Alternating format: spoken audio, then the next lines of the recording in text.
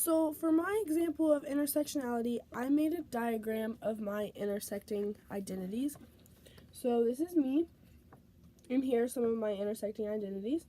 Heterosexual, 18, female, Caucasian, daughter, student, waitress, nursing major, responsible, determined, and hardworking. My identities influence my experience in the world greatly.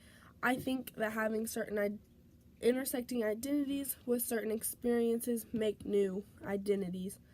For example, being a student and a waitress, so balancing high school and college level homework, well, now college level homework, and working a job where people are shitty almost half the time anyway, no matter how hard I work, has brought me my hardworking identity.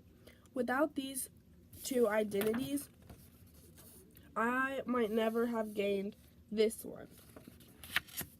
So, my experience of the world is hardworking, determined, but if I didn't work in high school and I didn't work while I was in college, or I didn't even go to college, I probably would not have developed those identities. Gender binary is the classification of sex and gender into two distinct, opposite, and disconnected forms of masculine and feminine. So, my experience of gender does fit into the gender binary. I believe this is because my grandma, who I spent a lot of time with when I was little, taught me how to be like this perfect little pretty little girl.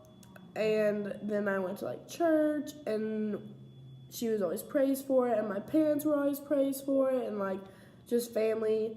And I have exercised gender binary in my life by just trying to be this perfect female in front of certain people, but I do not necessarily support it. I believe that men can be emotional and they can wear makeup and they can wear whatever they want, actually. And I think the same with girls. I just never speak about it. So in the future, I will continue to support whatever, like either way, whatever a person wants to be, but I will speak about it more and let people know that I am okay with them being whatever they want to be so that they feel more comfortable. A topic that we have covered in class that has really resonated with me is the gender pay gap / feminism lecture, because I feel like this is something that is really affecting me personally, and there's more that I would like to learn about it and be able to communicate. I have learned that there is in fact a gender pay gap, and it is based purely on discrimination and, quite truthfully, good choices that women make in their lives.